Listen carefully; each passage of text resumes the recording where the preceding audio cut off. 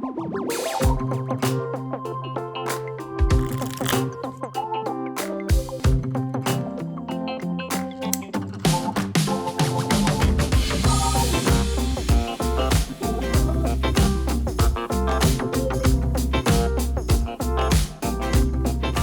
everyone, to another episode of Recollection Step, a Grand Archive TCG podcast, part of the Maindeck podcast family. I'm Dan. And I am Taylor.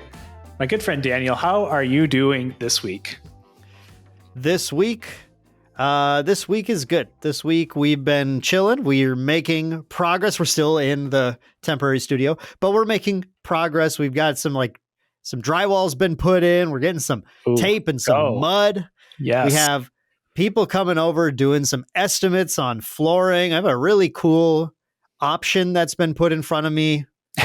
I'm sure. Okay. I mean, I don't want to talk too much about it because it's all like in flux stuff, but at some point when the new studio is actually coming in, we're going to be posting some like cool shots of some of the changes. And it's very exciting stuff. So I'm really looking forward to that. Taylor, how about you?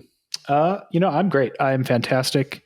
I was in Fargo almost a couple weeks ago now, to get some stuff ready for my wedding, and to also got to play locals because of that too. So that was sweet. If you will remember last episode, at the end of the episode, I had you guess which card I included in my deck to counter your Water Astra Diana deck. And I did not reveal it because you did not guess it. So I will reveal it now. It was Chrono Warp. So I was like, this Water Diana deck is really cool. I'm just going to play it. And then I'm going to play Chrono Warp as well. And I'll get an extra Aether Wing. And you can't get one when you need one. And it's going to be dope. And then we never played. Yeah, we didn't. Yeah, I was not expecting you to be on the same Diana nonsense that I was trying out, but the Chrono Warp was really cool. I got to watch you play it a little bit, which is it was really fun to see. And I think both of us left very intrigued by exploring this deck some more. Yeah, the deck was a ton of fun. The only time the time you saw me play Chrono Warp was the only time I got to play it actually that whole day. And then it was also just not the correct play.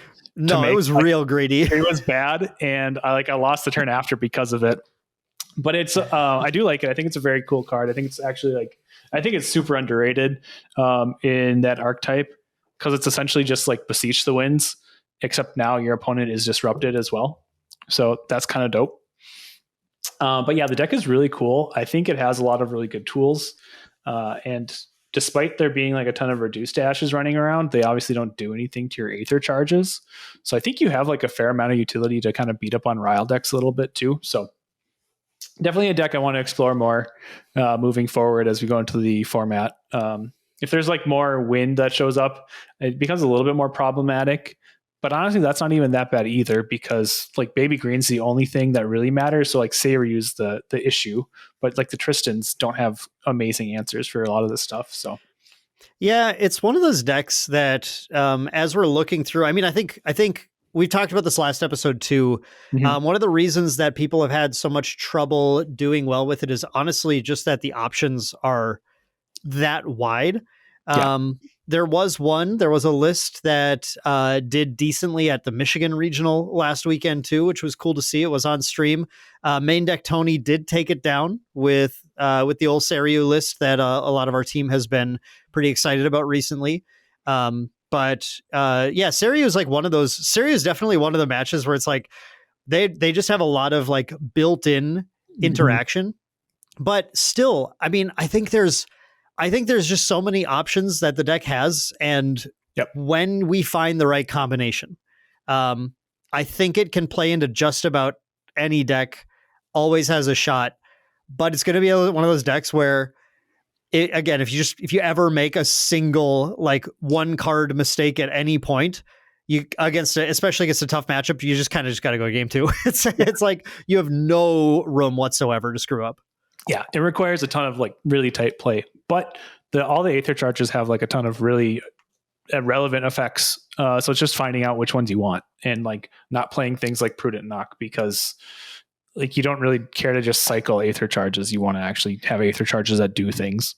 You know, Prudent Knock was in the Michigan list that did pretty well. Yeah, I feel bad for calling that out specifically.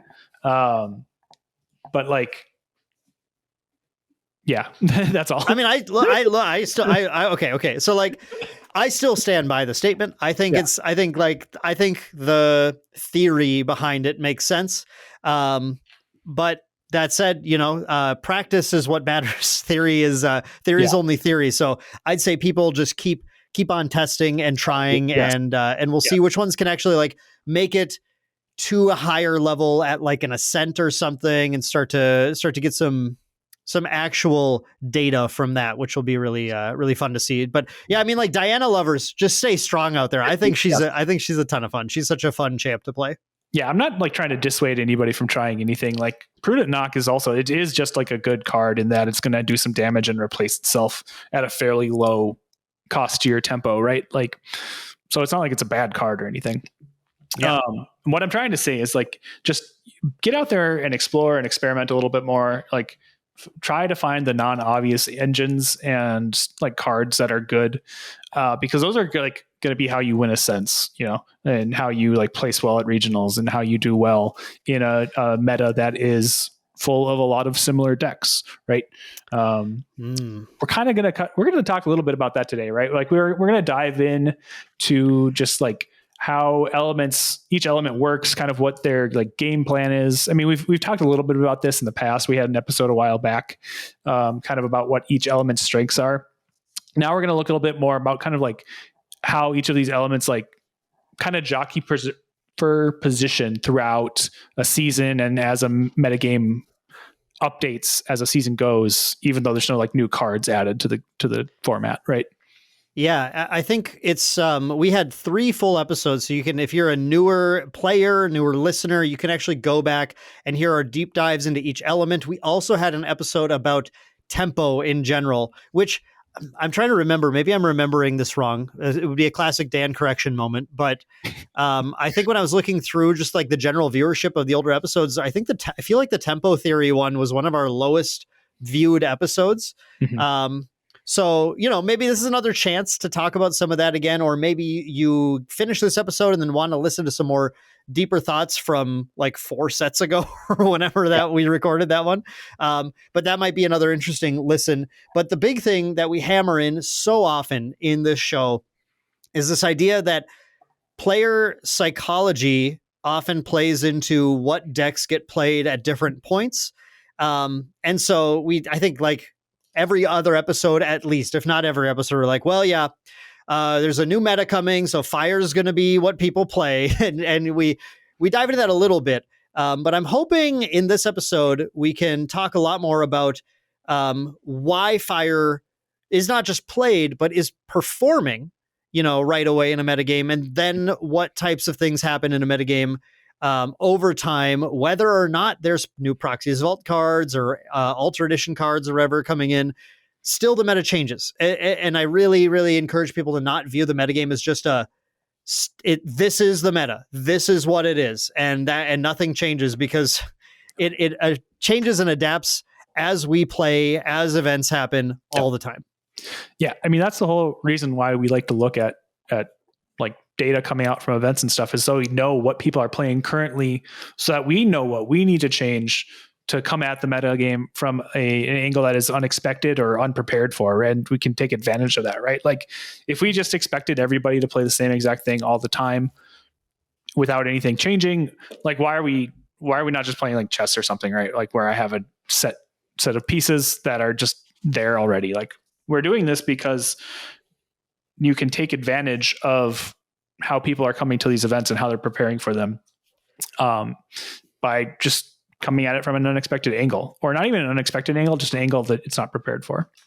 Yeah, exactly. And speaking of coming at events and being very prepared for them, before we jump into our main topic today, I just want to mention, for any of the players out there in the eastern side of the United States, we have a Banish Zone regional coming up. Of course, the Banish Zone is one of Maindeck's sort of cores, several cores in the team. Mm-hmm. So the folks at Pennsylvania and the Banish Zone are some of our best friends in the game and our best players on the team, and they are running an incredible regional at the Banish Zone. You can see on the screen right now if you're watching the visual with all the info there, but that's in Wernersville, Pennsylvania. Sorry, I just put in like a German W in there for some reason. Wernersville in Wernersville, Pennsylvania. And this is going to be on October 11th. Entry fee is $35. It is a 2K in prizing, and it's a top 16 regional, meaning that 16 players are going to walk away with that beautiful Smoke Bombs invite card. So there are lots and lots of reasons to get out to this one. And this is just our shout out to everyone out there. Maybe you're going to learn a few things about approaching the meta today and you want to try and put them into practice. This is going to be the perfect place. Yep. Absolutely. Thank you, Dan. Yeah, another reason why we're kind of going into this this topic today too is just like there's not a ton of events coming up at the moment. Like obviously, Ascent Taipei is this weekend as of this recording, so that's gonna be like super cool. And then like there's a banned and restricted announcement after that, so maybe Rile's gone, maybe not. I hope it's not. I personally, a tangent. I'm gonna tangent off onto this quick too before we get into our main topic. But here we go. I think Rile fucking rules. Well, pardon my French. Wow. I got to put a bleep in there now. That's how excited Taylor is about this, though. Wow. It's just such a cool card. Like, it's fun, right? It enables a lot of like different, like obviously like it's taken up a huge share of the meta, but it's not like all these decks are the same decks, right? Like when Icebound Slam was running rampant in the format and causing havoc, everything was just like the same, like 50 cards, maybe like some differences after that. And maybe you played Sylvie Nico, maybe you played Arasana, but like fundamentally those decks were all the same. You're saying, do I play Polaris and Torrential Blast or not? Right. Or do I play Seaside Ringleader? But those 50 cards were all exactly the same. Whereas like with Rile and the Spectre package, you have a ton of different, variety now. Like you're going to have your liminals, you're going to have your Riles, you're going to have your Undying Dreams, right? Those are going to be your core Spectre cards. Some Spectre decks are playing Evercurrent Raider. I think the ones that are not playing Prismatic Edge in addition are like doing themselves a disservice by playing Evercurrent Raider. So already like this is now only just like 12 cards that are shared, 16 if you count the dungeon guides. And then after that, it's all just whatever. Like we have Exia decks, we have Luxem decks, we have Crux decks, we have Umbra decks. Oblation. Like there's so many different ways to play this package, and they all have different end games. That it's just shout out to Foam. Yeah, Foam played Umbra Gun Diana with the Spectre package at the NorCal regional, and am I remembering this right? I think bubbled with it like crazy. Like that's the coolest thing, guys. I think that's the coolest thing. That it's a powerful. Look, I'm in agreement with you, Taylor, and that might be an unpopular take. And you know what? That's if you think it is an unpopular take or you don't agree, go ahead, comment. Let us know what you think down below. Respectful comments only, please. There's been some fire going around in the Grand Archive discussion verse about Rile, so we don't want any. We got enough fire already, guys. We don't need to add more in the comments section, okay?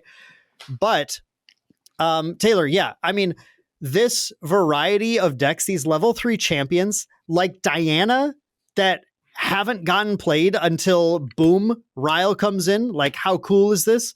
I think that is awesome. And I think you really hit the nail on the head. There are 2 metagames so far in Grand Archive's history that we really have to talk about if we're going to talk about like bad metagames, right? Yep. Those are going to be the water meta, the Icebound Slam meta in particular before Slam got banned. And you and I still were like sort of like, well, just like negate it or whatever, right? Yes. But we also, I think, respected that you go to locals playing a fun deck, someone goes turn 1 Slam, and you're like, this is the worst time I've ever had in my life. Totally understand that. And those decks were, like you said, they were so similar there. And you and I were in the thick of things, Taylor. We were like we were jamming these water mill decks all day long against other. I flew all the way to Europe just to play water mill mirrors. Like, I was there. Yeah. Okay. Yeah, it was sick. And then, well, all right. And then, well, how about this, Taylor? How do you feel about the slime meta, though? Yeah, that was horrible. Slime meta is actually like the worst meta we've had, and I'm gonna go on record as that. It's like not a contest. Icebound slime meta was sweet. That was fun. Super skill testing. Slime meta was just did you draw your storm slimes before the other person, and that's it. And it blew. I flew all the way to Singapore and got pummeled playing slimes because I played a bunch of, what's that? Much less sick. Yeah, it was much less sick as I was playing against a bunch of other slime decks, and I definitely was underprepared, misplayed, all that stuff is fine. But like, there were definitely games where it was like, I don't know, they drew the slimes and I didn't. And it was, so I think a lot of people can look at the Rile meta and say, okay, well, they drew the Rile, they drew the Spectres, and I didn't. That's something that's going to happen as well in these high roll type, especially in the mirror, right? Like if you're playing Rile into Rile, a lot of the times it will just come down to like who draws the better Rile, because neither of those decks really want to play Censor. Merlin can kind of get away with it, and neither of those decks are really playing a ton of like good graveyard hate. Again, just because like they're the ones like that are asking the question, posing the question to their opponent of what are you going to do about this, and we'll talk about that later as well. And yeah, so like I understand the frustration like with Rile, because like it does make games a little bit more, high rolly and a little bit more luck based and less skill based. But honestly, Grand Archive could use a little bit more chance, a little bit more randomness. I'm okay with this. I think Rile is kind of like the upper end of that. Like that's where we want to maybe stop. And that was really the main issue with like Slimes and Icebound too, right? Is like people call it Icebound Water Casino. And it was a lot of times just like, did you hit well on your Icebounds? Did you hit 2 or 3 floating? Then the game's like over. Did you hit none? We still play a game. And yeah, Storm Slimes, you just see the Storm Slimes. So I understand the frustrations with these cards and the formats that they create and stuff, but like also getting to play Merlin in competitive events again and like have reasonable shots at winning these games is pretty sweet. So I'm here for it. Yeah.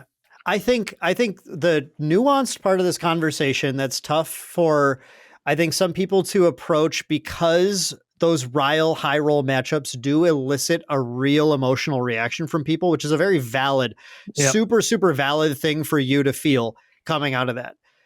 But that also causes the nuance to sort of be lost of the fact that this is enabling a lot of decks to exist that do some pretty cool, unique, interesting things. Like we see Jhin at top tables, and that's going to be a for better or worse thing for some players, depending on your perspective.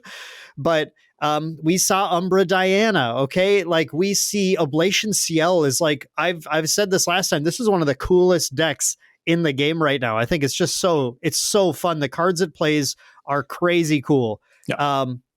We see Merlin, for all of our Merlin fans who were sad over the past like 3 or 4 sets where it just didn't make a lot of sense to play a lot of Merlin. She's back. Lorraine Crux Knight with Onsol, like top deck in the format. And not to mention, I mean, we haven't even talked about Horse and Taxes, a deck that is like a really innovative approach to the metagame that poses a totally new question for people that is enabled by the advantage given by Rile. It does some things that are really cool, and it elicits some high roll reactions. I mean, my take, Taylor, I don't want to see it banned just because I do think more interaction continues to be the solution. Incapacitates are already really good. Incap the Rile. We watch this happen on stream all the time. Player incaps the Rile, things get tough, right? Water decks are playing dredging streams, and they are doing work with it. That card is really good. We talked about Diana earlier, right? But Etheric Reforging is a card, Taylor, that I think you and I like quite a bit in that deck as a ping that also hits the liminal guide and then sets up your Trivariate Dream or something to do a ton of damage. There are cards that are pretty good right now that people are playing, and not to mention Purifying Thurible, of course, which just got printed too. Yep. Yes. Yeah. There's just so many things you can do against it. And like one of the things players in Grand Archive don't like to do is like interact with their opponent. They're very much on the like, I'm going to play my game plan perspective and make you stop it, which is awesome. Like that's a very cool, good place to be. But it also means you are giving up some of your agency in the game by not playing more interactive cards and stopping what your opponent is doing instead, right? Like you're saying, you're going to show up to the match and you're going to say, I have this set of problems. Did you bring the correct answers for these problems? Like, this is the test. Are you going to pass the test or not? And that's a really strong, like advantageous position to be, because if you've called the metagame correctly and you've brought a set of questions that the opponent can't answer all day, you're in great shape. But if you bring a set of questions, your opponent, like they crammed the night before, they studied for this test and they are about to score 100, it's going to be a rough day for you, right? And that's a lot what Rile is, right? It's did you bring the graveyard hate? Did you bring the stuff that's going to make leveling up more difficult? Did you bring things that are going to like just try to end the game fast enough that it doesn't matter?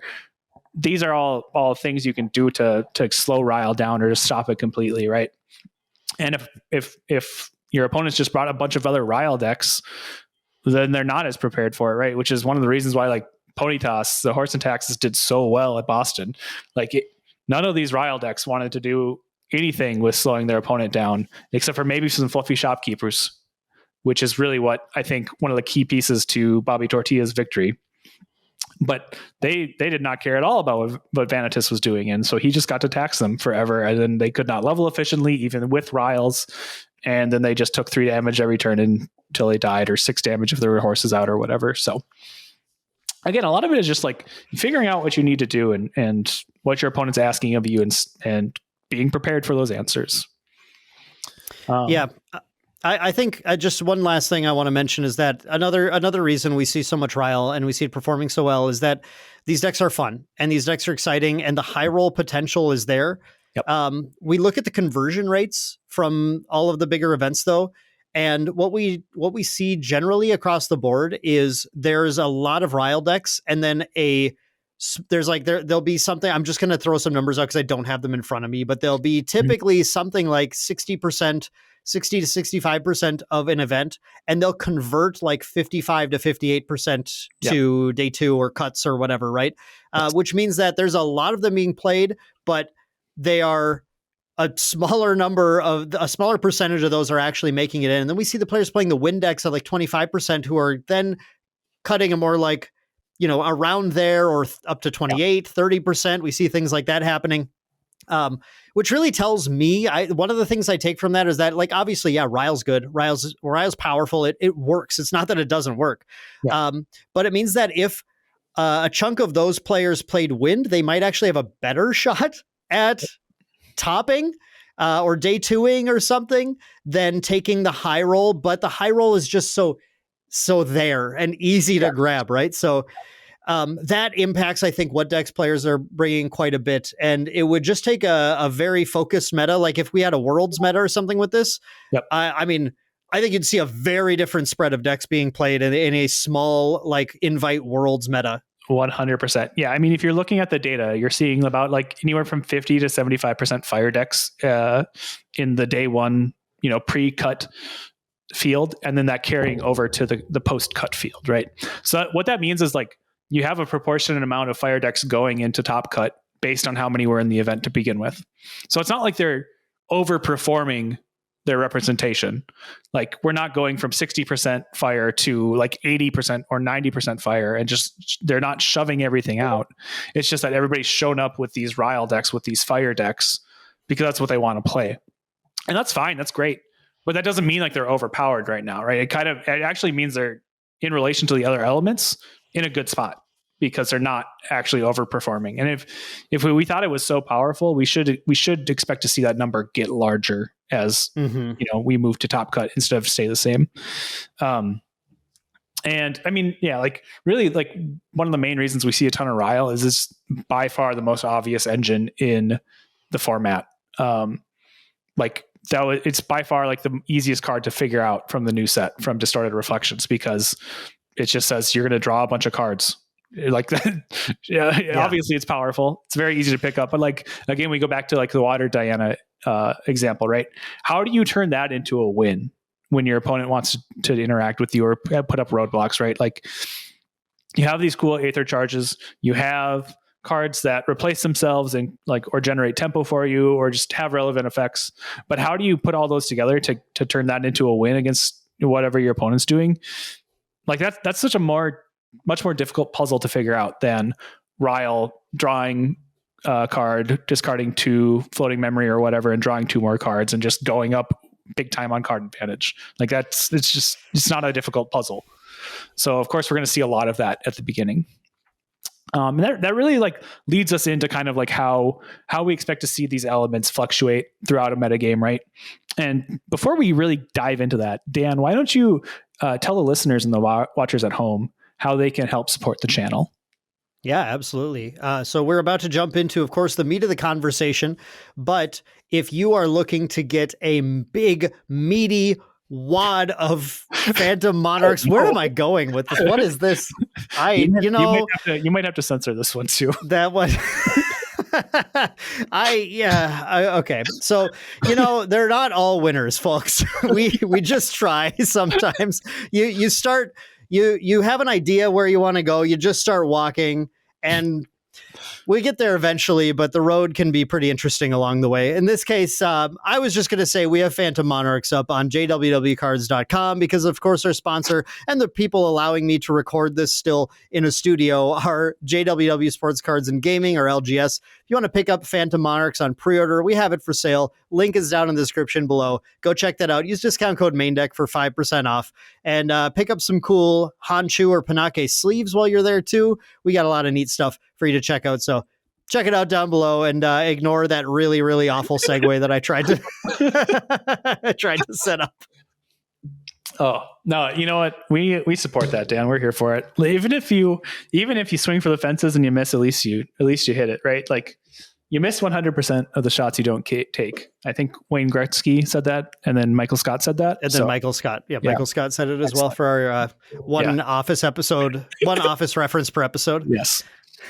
All right. But yeah, so let's start out here. So obviously, let's start with fire because it's everywhere right now. And honestly, that's really where the metagame usually, we would expect it to start outside of just really weird spots. We expect things to start with fire because fire is by far the most aggressive element. It's the element that is throwing damage at the opponent, is throwing resources to accumulate, to move the game state forward, I should say. It's just it's basically dumping itself out to just put a bunch of questions out there and say, hey, what can you do about this? Nothing, cool, I win. It's even the less aggressive decks, like the Rile decks, are fundamentally aggressive, right? They are not really trying to get to the late game and grind a bunch of value out. They are trying to get to the early game, mid game, and be done.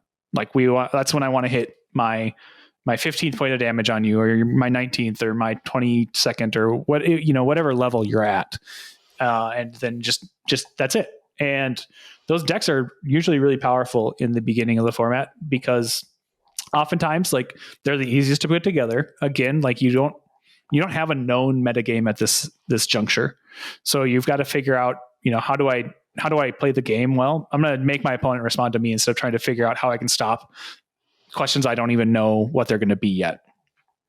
And you get more obvious engines usually with Rile the Abyss and cards like that than you do in water and wind. I mean, obviously, it didn't take a genius to figure out Ice Down Slam was going to generate a ton of advantage, right? But yeah, how do you take all that floating memory and do things with it that are also relevant to the game, right? That's actually a more difficult question than just jamming a bunch of Riles in and leveling up. Because what do you do when your Icebound Slam whiffs and you only hit 1 floating or 0 floating? You're just being in that driver's seat of making your opponent respond to you and stop what you're doing it's a really powerful thing when the format's wide open.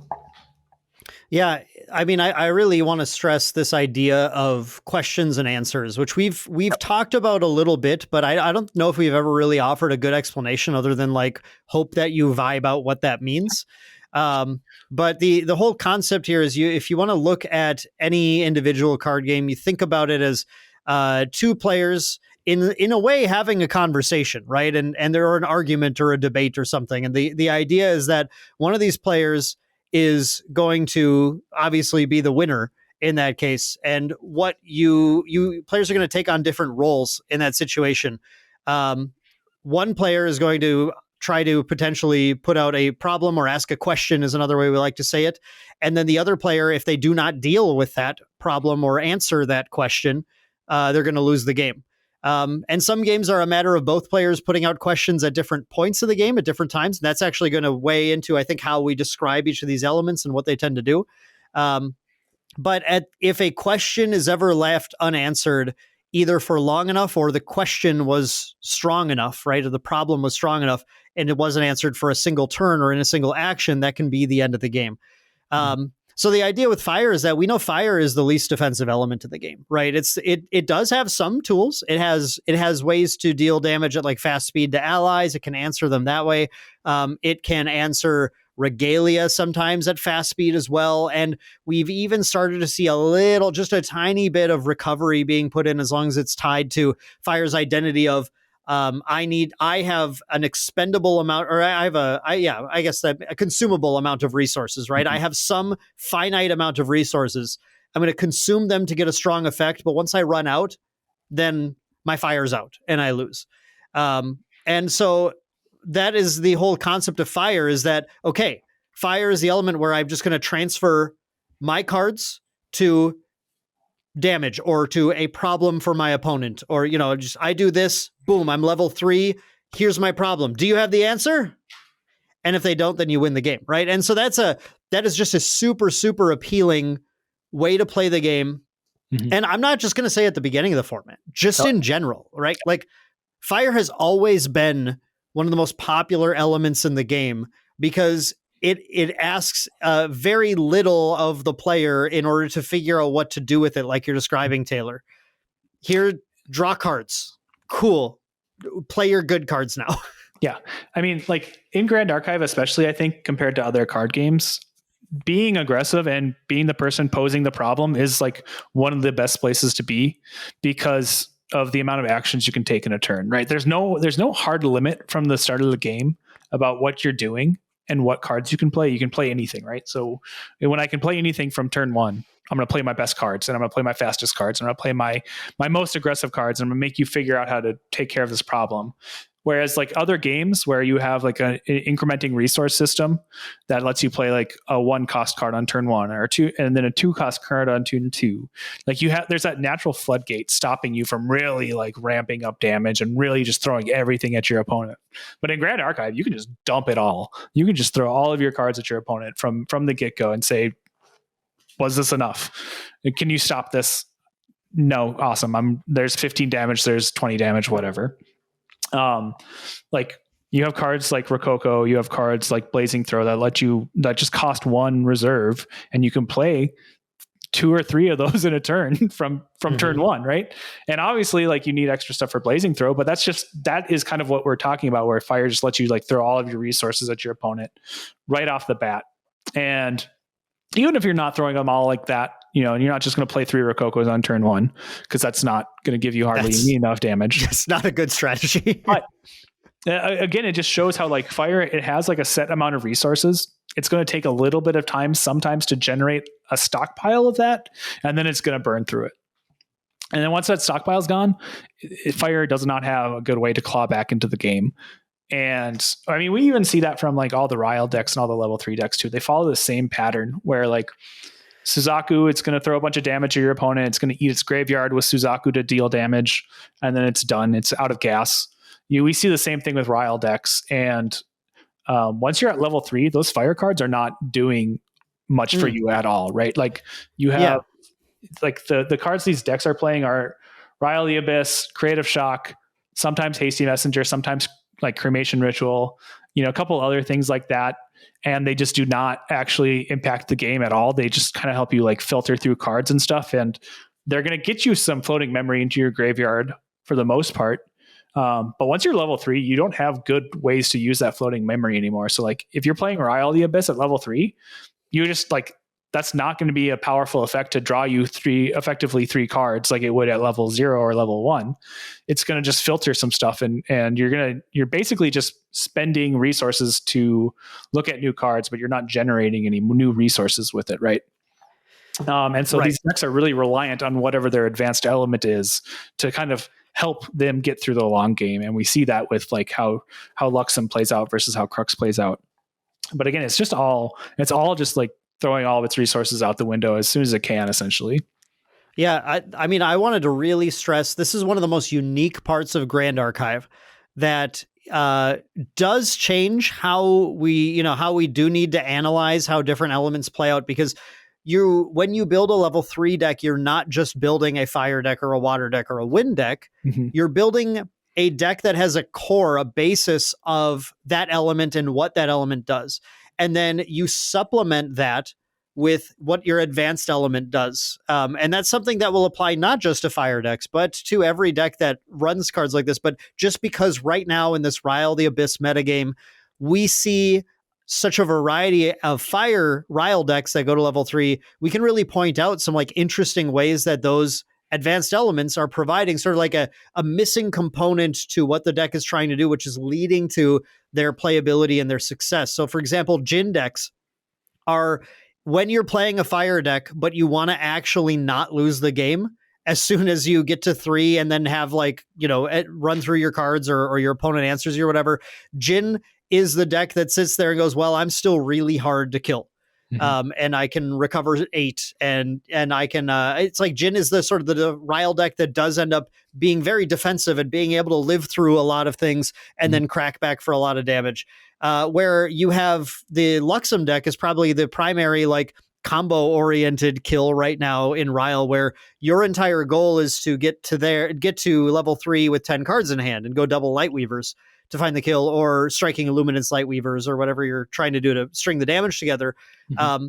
And so the key to answering either of those two decks is when they get to level 3 is going to come down to, obviously there are other examples too, but just to save time, to answer the Jin deck, you need to deal with the Regalia is usually the easiest way. Yep. To answer the Luxem deck, it's usually going to be to either discard their hand or negate their kill on you, which is going to require different types of cards in either situation, right? However, both of those decks can be stopped in a very similar way early on by stopping what the fire side of the deck is trying to do to get there, yep. Right? So it's not as simple as we'd love to make it, which is to say fire gets beaten by this, boom. Mm-hmm. Fire can get beaten by this, but also then you have all these dual element decks effectively when they go to level 3 that will sort of shift the math a little bit in certain ways, which is one of I think the most exciting and cool things about Grand Archive too. Oh yeah, absolutely. No, I mean like just the combination of like having these kind of aggressive level 3 decks that are variable based on what their advanced element is, and then also just the resource system in Grand Archive allowing players to play multiple cards a turn right from the start of the game really affects how you have to like think about the game and how you play the game in comparison to other card games. It's not just like one player gets one action, the other player gets another action. Like both players are going to have access to a lot of their deck, and not just a lot of their deck, but multiple instances of a lot of their deck. Like they can do multiple things each turn, right from turn 1, right? So it's going to affect what you can do, how aggressive you can be, and how your opponent can respond, right? And for fire, I'm not really sure there's too much more to really get into than just kind of these like, I mean, you can dive into kind of like the, how some of these Rile decks match up into each other with different advanced elements and stuff, but it really just all, like Dan said, it all comes down to that Rile engine, or just the floating memory engine that helps them level to 3 and then start doing their advanced element stuff. So I'm not really sure how much more to go into this before we move on to the next element. I think we kind of like hit what we need to hit here, Dan.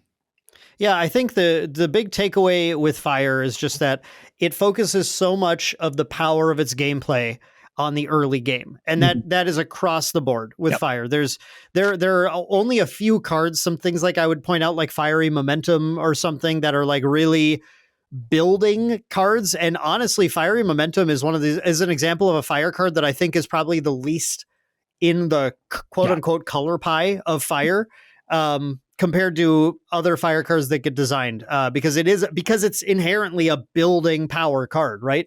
But when players play fire decks in the metagame, if they get stopped early on, if simple enough as it's as simple as looking at an aggro deck, if you put enough roadblocks early on and you don't take too much damage, then you don't die, and then you have time to find all of your answers to get out of it, right?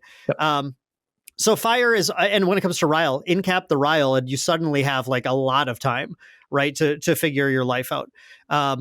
There are definitely just these hard ways to stop these powerful questions that the Fire deck is asking, because the key is a lot of their questions are very early in the game.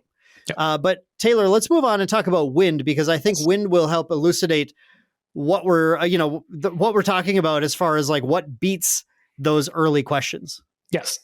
Yeah, because like wind is definitely like the next element in the speed scale, if you will, right? Where if we're talking about like fire is just very aggressive, it's going to burn all of its resources up. Wind is the element that's going to like sit there, and it can accumulate some resources. It has mechanisms for that. It can burn resources if it needs to, but it kind of like strikes a balance between the two, right? And we see that a lot with like kind of like the main wind engine, which is like currently Windmill Engineer and Ace and Protector. So this is a set of cards. Windmill Engineer is going to come down, draw a card to memory. Ace and Protector is going to come down and be a big 3/4 interceptor that returns Windmill Engineer to hand. This is like both kind of an aggressive play and a somewhat like resource generating play. Because you're like drawing an extra card, the windmill's replacing itself, right? And then the ASIN is going down. You're putting this big sticky threat down because it's got 4 health, 4 life. It's life in this game, yeah. And like you're for the most part neutral on card advantage, but you've also presented a threat to the board and told your opponent you have to like figure out what to do about this. But you also like you're not throwing away cards in order to move this forward, right? So like you're kind of taking a middle approach between the aggressive nature of fire and the more kind of like just slow building like tide of water. And like we've seen a lot of throughout the history of Grand Archive, we've seen like really good examples of aggressive wind builds, and we've also seen really control-y wind builds. And actually, like right now, Saveru is just an incredible example of a deck that kind of like straddles the line, right? Mm-hmm. We see that a little bit with like Horse and Taxes as well. Like they play the Rile engine, so if they want to just burn to 3, they can. But also they can just like play a slower game, get to 3, and then play some horses out and do their thing, play some Dream Fairies, right? Previously, we've had like ally decks that can get really aggressive. They also just kind of like play that same game of like playing an ally or 2 a turn, presenting a couple threats, and then just using the materialize phase to get some draw card regalia, refuel.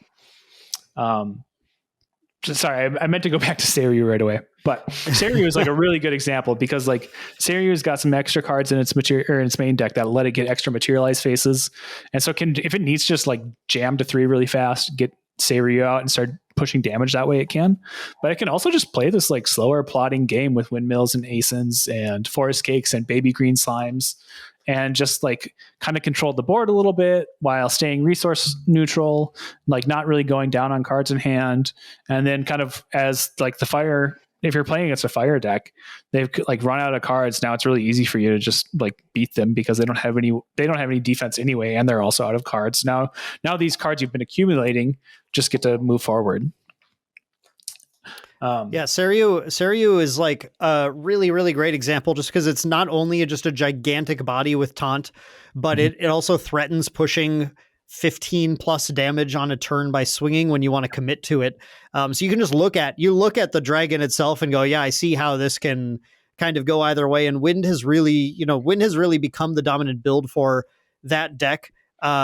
and highlights really well both its offensive and defensive capabilities. And Taylor, we would be absolutely moronic, frankly, to not mention Tristan with you on the podcast, who does the exact same thing. Honestly, it's like the same exact style of play of this. And Tristan usually less likely to go fast than Serio. That's really kind of one of Serio's specialties. Yeah. But Tristan is still a deck that straddles the line as far as like, do I want to play defensive? Do I want to play offensive? And when she gets to 3, she's one of these champions where we talked about the fire decks where like, well, your advanced element kind of makes up for fire's weaknesses.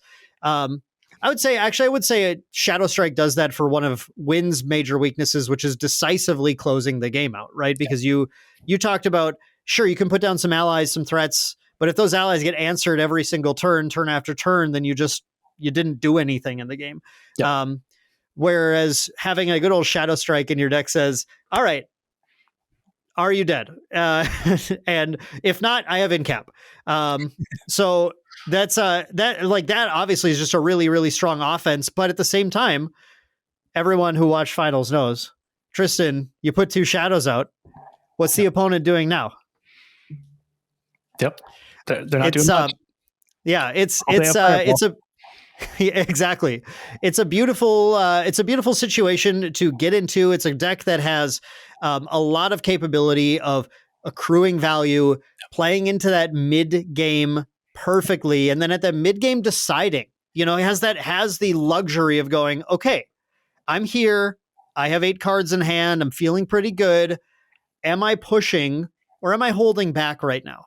And it really highlights, I think, a core difference between wind and fire that we typically see, even when advanced elements are considered for either deck, is that the fire decks very often don't have the luxury of that option because of all the cards they've drawn. They have their advanced element ones, which may supplement it a little bit, but then all their fire ones are just drawing some cards, cycling cards at that point, because you're out of, like, floating memory is no longer useful to you. Barely, right? Jin likes a couple more, right? Decks like that are cool, but like, you're at the stage where it's like, okay, well, my cards need to kind of end the game, right? Whereas the wind decks are often like, I don't know, they're flexible. My cards can do flexible things. My cards are interceptors. My cards are going to banish cards from your graveyard. My cards are going to suppress your regalia, suppress your allies.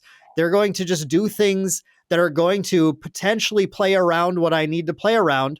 Or in those early games, I have tricks with them to kind of get influence generation instead. Yeah. I mean, like Zephyr and Dream Fairy are like 2 of like the quintessential wind cards, right? And not because of like how powerful they are, but just because they really represent the flexibility of wind. You can use both of those cards either offensively or defensively, right? Like Dream Fairy can remove an interceptor so that your other allies can get through for damage. Dream Fairy can also remove things that are just going to like pose a huge problem to like kill you incredibly fast, like a Saberyu or a Suzaku. Like Dream Fairy handles those very cleanly. Zephyr is a similar thing, right? Zephyr is going to do the same thing where it can remove things that are preventing you from getting offensive, but it can also remove things that are presenting offensive threats to you as well. So like it's an element that really, really has a ton of freedom and flexibility in how you play it and how you manage each individual game. Like you shouldn't be going into a single or you should not be going into each game of Grand Archive as a wind player being like, I'm going to use my Zephyrs defensively. You need to analyze each matchup, and not even each matchup, but how each individual game is playing out. Like maybe your opponent is on like a slower start, right? So now you can start using your Zephyrs offensively when you were expecting to use them defensively or vice versa. Like they had a really aggressive start. So you've got to throw a Zephyr away to make sure you don't die right away, right? That's really where the inherent power of wind comes from. And we'll talk about it more with water, but like that's kind of what starts to separate the two there too. Like fire is almost always going to throw all of its cards away in order to do what it's going to do. Wind is going to, have a little bit more flexibility, but it actually doesn't have like good concrete answers to a lot of cards, where water is going to have a lot of those answers in cards like Fracturize. And we'll talk about that more when we get to water, but wind, you'll notice, doesn't actually like do a good job of permanently removing cards from the battlefield. Even like its dematerialization options, dematerialize, just it returns that card to the material deck and then your opponent can just get it out again, right? So you have to make sure you can utilize that opening you've created to move your game plan forward effectively, because it's a little bit more ephemeral, pun intended, than the other two elements are. I like it. So I think, Taylor, that's a pretty comprehensive description of wind. And I think what we're going to do next is just dive into water. That pun was not actually intended right away, but it definitely should have been. We're going to dive into water, and then we are going to swim around there a little bit and kind of explore what water does. And then I think let's come back and put the whole sort of timeline together, right? So, Taylor, you as the eternal fan of the water meta, explain water to us all. Yeah. So like water is a element that is like very much an element that wants to stop what its opponent's doing, and it wants to kind of just generate advantage over time. And it's going to do that through floating memory, through just putting cards to the board, through drawing cards. Like it's not trying to just throw its cards away willy-nilly in the early game in order to either advance its game plan or stop what its opponent's doing. It's everything it wants to do. It wants to like use it to generate some sort of incremental advantage and continue to accumulate resources, right? So we see that with Fractal of Rain, where you're basically just paying tempo to get this engine out that generates a card in your graveyard every turn. You see that with Cerulean Decree, which has a ton of different modes, but like the most common mode you're going to pick is draw a card into memory, and then you've got two other modes you can pick from that will stop some part of your opponent's game plan. So again, you're trying to slow down the game while not losing cards. And then, pour one out. Well, we used to have Lost in Thought, which was just like another incredible card where you're going to sit there and either use it early for like kind of a neutral play, or use it later to generate a ton of advantage and draw a bunch of cards with it. Frostborn Paladin, again, another excellent example here. Like this is kind of like Wynn's Ace and Protector analog, but it's just like a little bit better because you don't need as much to enable it. Like having to have an ally on the board is a bigger cost than floating memory in your graveyard most of the time. And then also, again, it's just like a better example of how you're going to have like this permanent advantage. Aeson's pretty permanent too. But like, again, you're presenting some defensive threat that you can maybe use offensively, but you're continuing to keep your influence the same with that. I think those two are like those two. And I'm sure you can just pick for our other analog and fire, just any 3 or 4 power fire swinger, just any sort of ally that swings for damage and fire. Really highlight the difference between each of those three, where the fire one just is going to put something, I don't know. I don't even say Blitz Charger. Isn't it Furnace Sentinel? Oh, Furnace Sentinel. That's okay. Like actual 3/4 intercept analog. Oh, okay. Yeah, Furnace Sentinel. That's a good one. And that's on death. It deals Furnace Drone. Furnace Drone. Yeah. On death, it deals 3 damage to target champion. But the big thing here is that in addition, as an additional cost to activate it, you have to banish 3 fire element or automaton cards from your graveyard, right? So again, you're throwing away your resource and you're not really getting anything back. What you are getting back is maybe some extra damage onto your opponent. Yeah, exactly. So that's a great example. Perfect. So Furnace Drone is going to be our third analog. That's the fire one. Spend all your resources, burn it all up. Here's the damage. Do you answer? If it gets answered, you don't get a card back. You don't get the value back, but you do get more damage, right? So you just put it all in just like that. The Ace and Protector is giving you a card back when you play it, but it required that you play that card in the first place. And what you gain from that card, well, that's up to you, right? But it's saying, well, you gotta spend some of your tempo early to put this in, but then once I die, I did get you that card back. So, we're feeling kind of okay about this. It's very sort of middle of the road, right? Where you do have to spend more, but you do kind of have that regain of resources. And then the Frostborn Paladin is very much I immediately get you the card back. I have paid for myself right away, and now I'm here to do battle. Once I'm answered, that's it. There's no extra damage. You got your card back. Are you happy right now? But you get to commit fewer resources. You have to play the early game less to play a Frostsworn Paladin. And that makes it a stronger card in empty board states. It makes it a stronger card when, the chips are kind of down and you just need something to defend yourself, just something that allows you to kind of play through the late game a little better with water as well. Yep. Yeah. And again, this kind of just goes back to water. Is just it's all it's trying to do is just accumulate resources and generate resources incrementally and just outvalue your opponent pretty much. Right. On top of hard answers like fracturize for what, your opponent's regalia or items, items or weapons, I think is what it is, right? It doesn't matter. It'll be up on the screen for viewers and listeners. Just go to the index. But you also have things like Revitalizing Cleanse, which again, a very incredible play, which is just going to recover a bunch of damage you take in. You pay a little bit of tempo for it, but it doesn't actually cost you any cards in the long run because you draw a card and replace it, right? So there's just a lot of cards like that, which are just again, you're kind of nickel and diming your opponent until you get to the end game and they're out of resources and you have more a bunch of resources, and then you just get to flex your influence on your opponent. And that's at the end of the game when you've got all these extra cards compared to your opponent. Now you're the aggressive player and you get to pose the questions after you answered all of your opponent's questions, right? Now you're putting your threats down and saying, can you stop this? No, you can't. Not because you aren't ready to answer these questions or you didn't come with the right answers, but because you're just out of everything. So yeah, water is the element that just wants to spend its early games just trying to answer as much as it can, not die, do as little as possible, and wants the opponent to go for the Shadow Strike. And so it can Song of Frost it. Wants the opponent to go for the Shuang-Ji so it can fracturize it. Wants the opponent to go for the double Lightweavers so it can say, cool, Frostbind. Water has the answers to everything that the opponent can throw out there, which is why when water was as dominant as it was, people had a less fun time playing it because, and the argument we always saw was, well, why can water answer everything? Why is it that this one element gets answers to everything and then the element I like, fire, can hardly answer anything, right?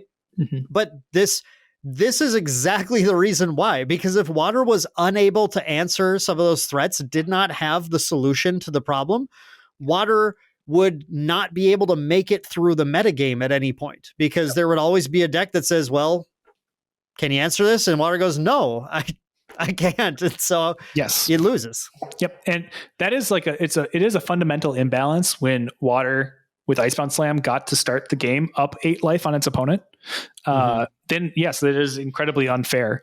But once you are at the game state where you're both starting at 0, you need a lot of these hard answer cards in order to just not die in the first 2 or 3 turns of the game before you can start actually utilizing the resources you've generated over those 2 or 3 turns while stopping what your opponent's doing. And that's really kind of the fun balance of it all, right?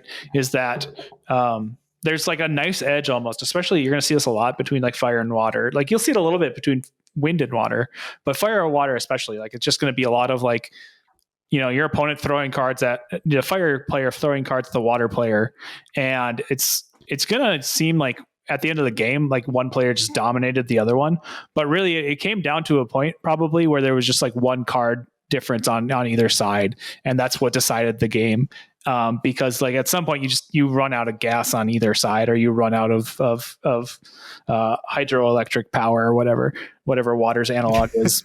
I want to point out really quick that that you guys might call the metagame unbalanced, but Taylor calls it fun balanced. Okay. First of all, this metagame is pretty balanced, but yeah, I definitely do call it fun balanced. I mean, I think that struck me as you said a couple of, I think you said fun and balance so close together or something, where you're talking wait a second. Quick tangent before we get back to just wrapping up water, but the primary, I think, criteria we should be using to balance the game. I mean, balance is the primary criteria, but there's a fun factor that has to be taken into consideration too. Obviously Rile is a little overtuned, and it's not, I don't think it's actually Rile. I think it's Liminal Guide. That card is actually the busted part of the engine. But also it's a lot of fun to like play a Rile the Abyss and drop a liminal guide and then level up. Like that's really cool and really neat. It's fun. And yeah, it feels so good. Exactly. Like I think you want plays like that in the game. And so as long as it's like not actually dominating the meta so hard that there's no air for anything else to breathe, things like that are totally fine to exist. Just again, like it's again a fun factor. Like Icebound Slam had a little bit of that too, and so did Storm Slime. Like that's kind of why they were also so miserable, because it is fun to like hit somebody for 8 and just put your whole hand down, right? Like these big plays are really cool. As much as Taylor would never ever admit it, even now, going okay, Storm Slime, okay, cool, Storm Slime. That felt really good. I mean, I played like at least a couple of games of Slimes, and yeah, the games where you went, double Storm Slime in one turn were the best. So yeah, like these big fun, like big splashy effects are fun. They're neat. Yeah. You just need to make. What's it called? It's called fun. It's called Fun Balance. Is what it's called. We're just gonna we're coining it. It's called Fun Balance. Called Fun Balance, and the key here is we want the fun balance to not be so unbalanced that it's no longer fun. Yep. And yeah, I think Rile is like straddling that line pretty well. But anyway, back to water. So yeah, like water is this element of hard answers, of resource generation, of just like incremental gains of stopping what your opponent's doing until you have taken control of the game, and then you get to do what you want to do finally. And water is actually maybe the kind of like the poster boy for fun balance in the first place, because when water's game plan like works out the way it wants, it does kind of feel like it is unbalanced, because your opponents, like, they just threw a bunch of stuff at you and you got to stop all of it. And that feels great for you, and it feels really bad for your opponent sometimes, depending on like how well you stopped them. But yeah, I mean, like, yeah, that was why the water metagame was so miserable for so many people. It just, when water is overtuned, you don't feel like you get to play the game. When fire is overtuned because of Rile, both Rile players are playing the game and going to level 3 and doing stuff. That's the silver lining to it all, right? Is that's at least a game where you both get to kind of have some fun and throw some things out and do some things. But I think, like, just going back to water, I want to just talk about fractals a little bit, because we did just come out of the fractal metagame as well. Yep. And I'd say safely come out now, where we've had some fractal decks that are performing very, very medium in the format when people are playing them. We had a couple main deck members trying to take it down. Perfy also on TCG trying to play some fractals. I can't believe Mitch took fractals to Michigan again. Like, yeah, I know. Insane. like not that like Boston went horribly for him. Like, obviously it did not. Like, it went well, but like at what point are you like bashing your head into the wall just trying to make this happen? Right. And fractals is a great example of a water deck that is really leaning into, although like we have talked in the past about how aggressive it is and how much it poses problems to the opponent. The big issue was with Dissonant Fractal, how fast it could pose those. It was a little, again, like Icebound Slam was overtuned into how quickly it was able to get to, all right, I built my stuff, here's my problem now. But fundamentally, it has to build up to be able to do that in a way that is, I guess, honestly, it is a little like Rile the Abyss, but it requires more steps. I think is the big thing. It requires you playing a bunch of these fractals, and then typically you need the Zhang Zhaos to actually play the game against any competent opponent, because you need to go from my entire hand is fractals on the board to I have 7 fractals and 7 cards in hand. And if you can't play the fractals, resolve the Zhang Zhaos, get to the higher card count, then have the Burst Asunder, have the Glimmering, then you weren't really, getting anywhere in the game. Taylor, you played a whole lot of fractals, obviously. Thoughts? Yeah, no, I mean, that nails it, right? Like the big thing I think with Dissonant, especially, was just like, how much it kind of broke the action economy of the game. Like, I think you can have a fractal that glimpses 4. It just can't cost 1. And I think you can have a fractal that costs 1. It just can't glimpse 4. So I think like either of those on its own are fine. The consistency you get from both of them is insane. But yeah, again, it's just fractals is just a deck that's like, again, just generating some incremental advantage. You're playing these fractals to the board that are not, they technically you go down in influence, but not really because they're all reservable. And a lot of them have a powerful secondary effect, or maybe not even powerful, but just like relevant secondary effect of either like intrusion, discarding a card from your opponent's memory, or Fractal of Snow being able to be used later to help, slow your opponent down so you have more time to generate more fractals. You've got things like that, and it's just a deck that wants to grind out resources and then win the late game with Burst Asunder and Refracting Missiles. It's like a stereotypical water deck, honestly. Yeah, every time we saw fractals on stream, for the most part, on any of these major events, we saw these players going deep, like deep. Even that, like, I'll still never get over the Ascent Seattle match where we go Cabin against why am I forgetting? Did I blank on their name? Fire Xander player. I'm so sorry. I've totally blanked on the player's name for a second here. But was that Taylor? Are you pulling it up for me here? I am going to pull it up. Maybe this might take a minute. Keep going. Okay, well, while you pull it up, Cabin goes against Fire Xander, and we sit down, and I think at the casting booth, Isaac and I sit down. That was Isaac's like debut at Casting Ascent, I think, too. And we say, wow, this is going to be a fast match. Nice. Like high five. We don't have to be here for an ally mirror for 2 hours. And that match went all the way. There's like such a long grind for Cabin to survive against the Fire Xander deck. He had to go so deep. Yep. Thick Opie was the player. That was Thick Opie. Yeah. Okay. Yes. Which is a great name. This is a family-friendly show, so don't Google that. But anyway, I mean, we always saw in like Perfy, Girthos at Worlds had these incredibly deep games with an intense. Like the thing about water is, again, it's so dependent on playing to answer the opponent's problems turn after turn after turn after turn, that you watch these good players playing it, and there's just like there are these jam-packed games of crazy decisions and calls that have to be made one after another by the player.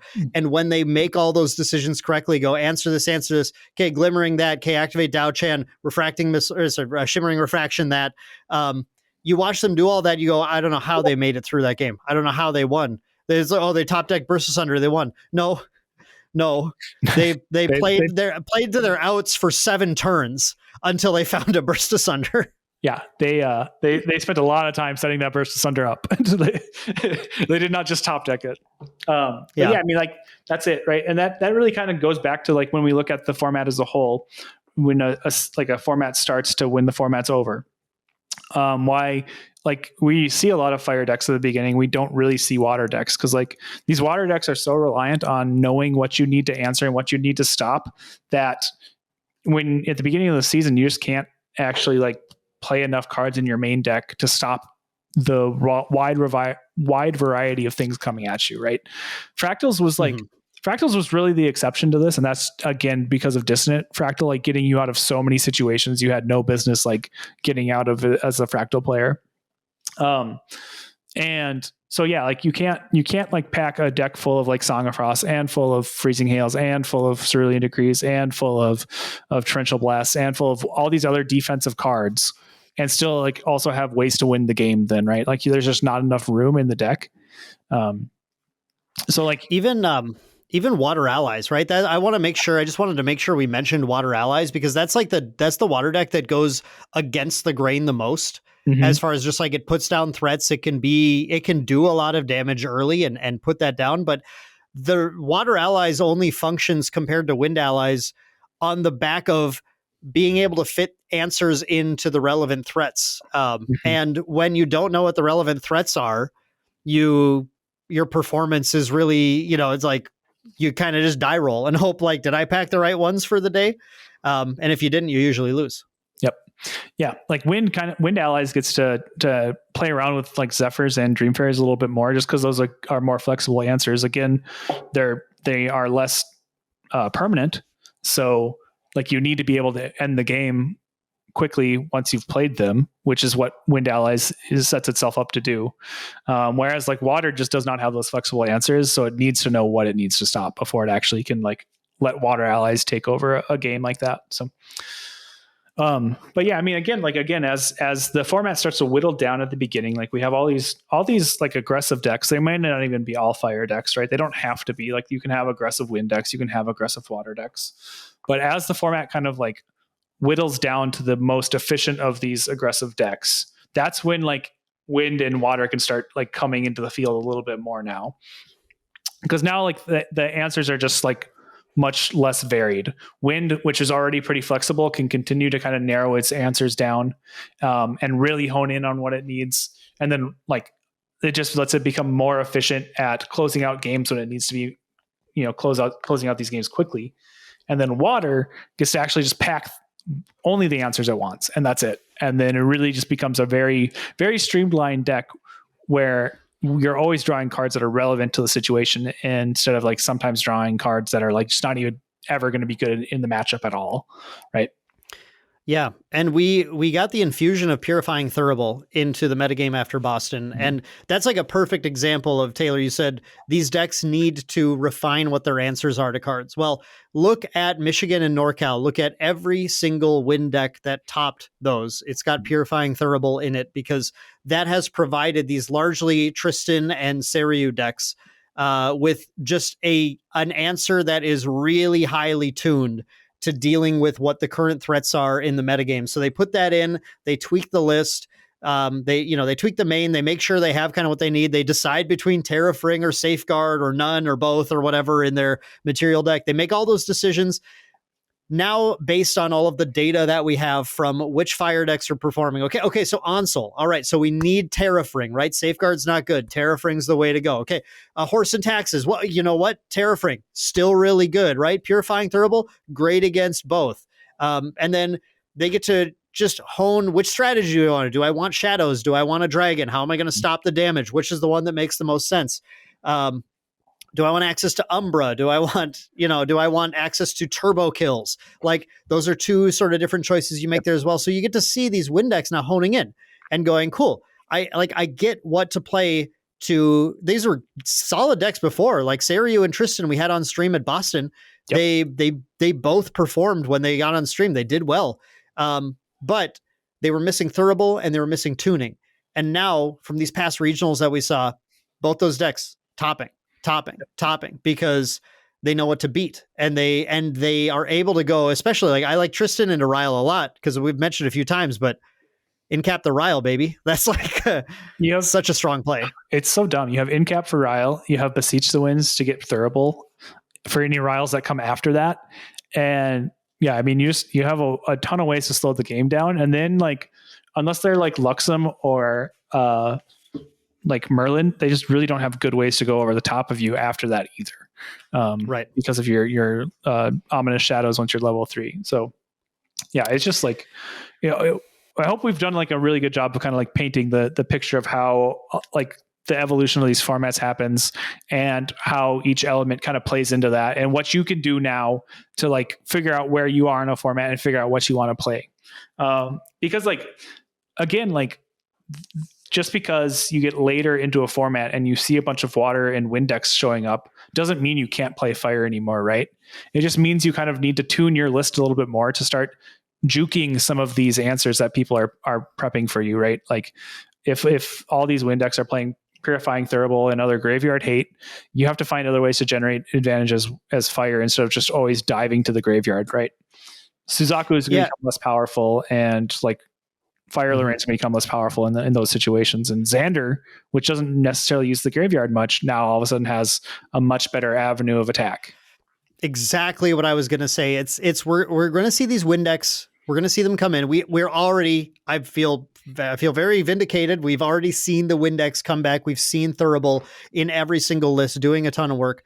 And we've now also started to see water decks creeping in, right? We've seen water allies perform really well. We saw Sir Eek, one of my top Merlin players, always watching this player with their water Merlin deck, really showing people, what to do here. We saw a water Kong Ming actually at both Michigan and at NorCal, which was like that level 3 Terra Kong Ming water. Like, again, cards like Dredging Streams, right? These are cards that these players are using to gain some advantage in the metagame because they've honed down on kind of what the answers are that they're dealing with. They know what to deal with.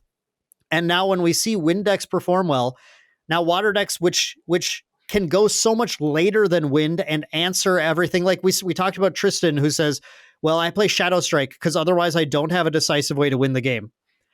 Song of Frost, or actually Kongming, goes Ceasing Edict, right? to end the combat phase. And that is like, man, like that's where water finds a foothold to come through and say, okay, and actually now I am going to go later than you and win the game. So I want to end this podcast with this one kind of really important thought, Taylor, that I want to get your feedback on here as well. But with the current meta shares, we're seeing this like 65% fire. We're seeing wind at around 25-ish, 20-25, water somewhere usually like 10, 15, 20 somewhere. It kind of depends. Yep. Now those numbers are obviously really skewed towards fire, right? Yes. But what we are not expecting to see and what we don't want is to see 60% wind, 20% fire, 20% water or something. That's what nobody's asking for either. Or 60% water, 2020. No one's looking for any of that, right? What I'm saying is the meta isn't actually, even though fire is so dominant as far as like percentage of play, right? Just the amount of sightings you have of fire is higher. It's not actually that much higher than it's supposed to be. I mean, it is kind of like maybe double what it's supposed to be. I guess you could say, if you want to be charitable, 66 is probably the high end of what it's been. But that is really just looking to split a 15% share onto wind and water. Yep. And then we suddenly are like a perfectly balanced metagame. And that's a really doable percentage of increases to see in those. Oh, absolutely. I mean, like Grand Archive players and just card game players in general, I think are like notoriously stubborn about switching decks. Like, and even if you want to go beyond decks, elements, right? Like people they find an element they like and they jive with, and they're like, okay, this is going to be my element and I'm going to play this and only this. And that is like a good way to play the game because you're developing like mastery over this group of archetypes, the smaller group of archetypes than just like every single archetype in the game, right? And you're having fun. Like if this is what you enjoy, this is what you like, there's nothing wrong with that at all, right? But what that means is that the metagame will not, like the meta share will not adapt as quickly as we expect it should to changing conditions in the card pool and in the metagame as well, right? We could see all the fire decks congeal to just one single archetype or one or two archetypes, maybe, right? Like maybe everybody starts playing Fire Merlin and Fire Suzaku, and that's it. They don't play any other fire decks. You would still probably have like 50% of people playing fire in that situation if this, like with this current card pool, just because people want to play fire. And even though now you have two incredibly like a really narrow scope to target with wind and water, the fire players that could take advantage of that are not actually going to swap to wind and water to take advantage of that, just because that's not what they want to do. That's not how they want to play the game, right? Like David, Maindeck David, who's at the Banish Zone, he huge fire enjoyer. For the longest time, he was going to play nothing but fire aggro. And like that's just, even if he knew fire aggro was not the play for a certain tournament, that's what he was going to play. That's because that's what he enjoyed, right? And he's starting to branch out a little bit more now, and he's taking the time to learn other archetypes and really hone in on those so that he can pivot more when he needs to. But like again, there's nothing like wrong with just being an aggro master and knowing that, or even being a control master like Sir Eek, right? Like this Sir Eek playing all these Water Merlin, these control decks. It's the same situation. Like obviously, water control is in kind of like a rough spot up until now, when we can start kind of again narrowing your answers down. But like again, like these players are going to just continue playing that. And we see that even in like at the best players in the world. Like if you look at the Gauntlet into Worlds this year, so few people changed their decks. And then you look at Worlds into Worlds top 8, so few people changed their decks. And crazy. It's just like a lot of it is just because they don't want to, and or they want to play the game a certain way, and that's totally fine. That's totally acceptable.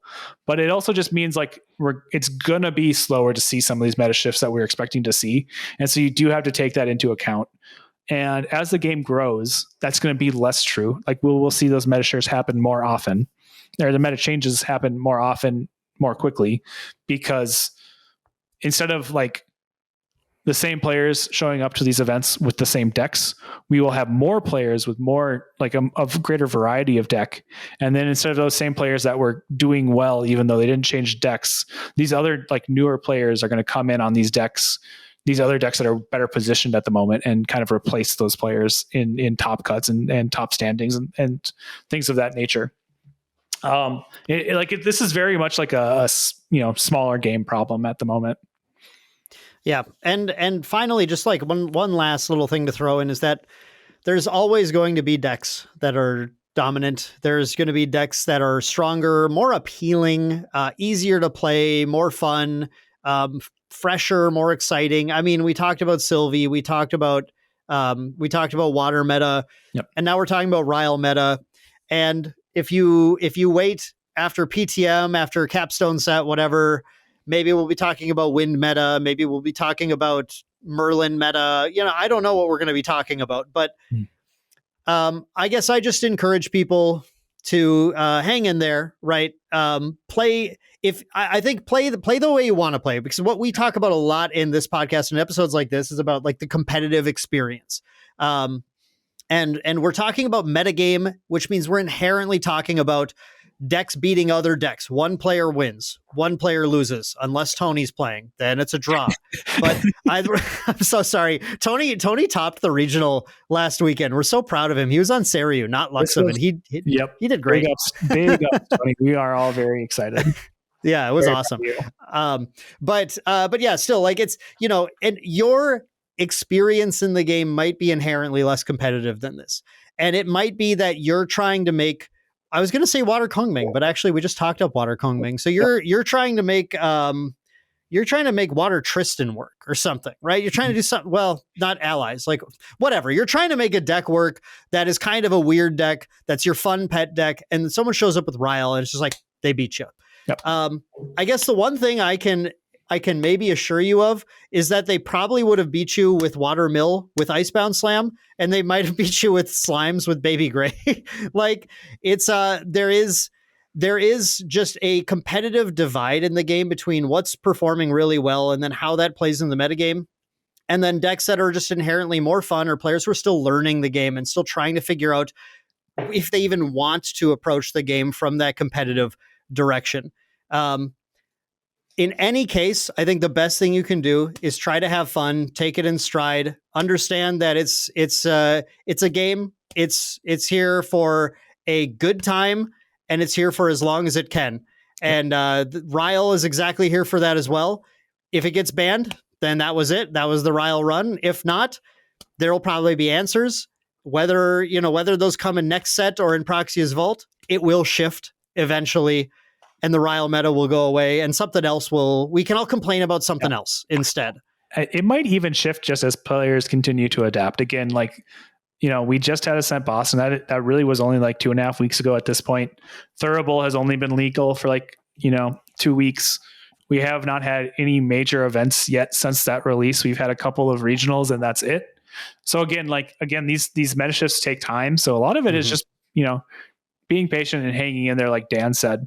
For those of you who've been playing Grand Archive for a while now, we all remember when we were talking about like Creative Shock getting banned back in like FGC meta, right? And that seems wild to think about right now. And I think we will see a similar, if Rile the Abyss survives the ban and restricted on Monday, I think we'll see a similar thing with Rile the Abyss, like even as soon as like next set, where we're like, why would we ban this card? Like, yeah, we had an episode, Taylor, where we talked about, we like argued that Creative Shock doesn't need to be banned. It might have even been the Tempo Theory episode. I think I used Creative Shock as the picture for that one. So that's, yeah, I mean, yeah, absolutely. Take it in stride. Just hang on. Let's see what the players do. Let's see what the competitive players do. And see how the meta shifts, see what happens. But just do your best. Try to have fun. Try to enjoy the game. Enjoy exploring. Like our locals, we play fun decks. I don't know. Like we're playing Water Diana. We're playing. Well, you and I played Water Diana. There's a Wind Rile. Yep, Wind Rile. There's some Oblations.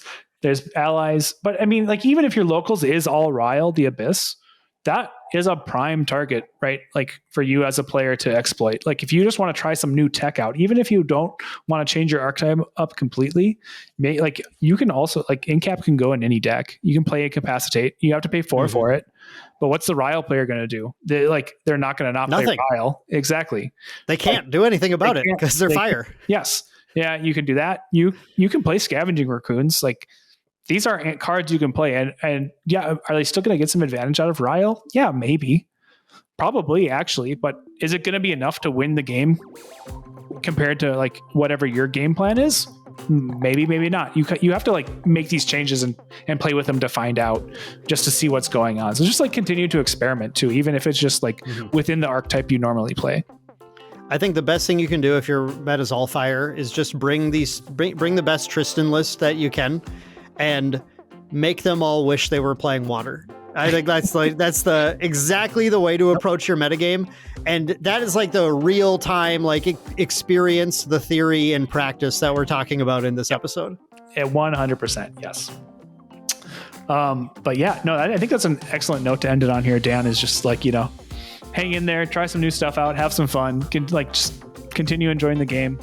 And we'll see where things develop after this. Like Ascent Taipei is this weekend, so we'll see if there's any new developments after that. We have Niagara Falls is like, oh, hold on. Before Niagara Falls, we have Auckland at the end of the month. Like the last weekend of September, rolling into October, I think. Didn't we say Auckland's afterwards? I can't remember now. No, I forget. Let's pull up the schedule. Yeah, I'm pulling it up right now. Cool. But anyway, you're gonna have two Ascents after that within like before the end of October, right? So there's like plenty of room for this meta to grow and develop, and for things to really like change.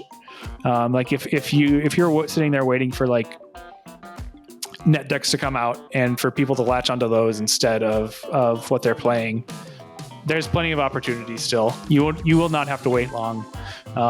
And also just be the change you want to see in the game. Like plenty of things we can do. And honestly, like I think the game is awesome still. I think Rile is like a perfectly fun card to play. Like these games are still exciting and enticing to me.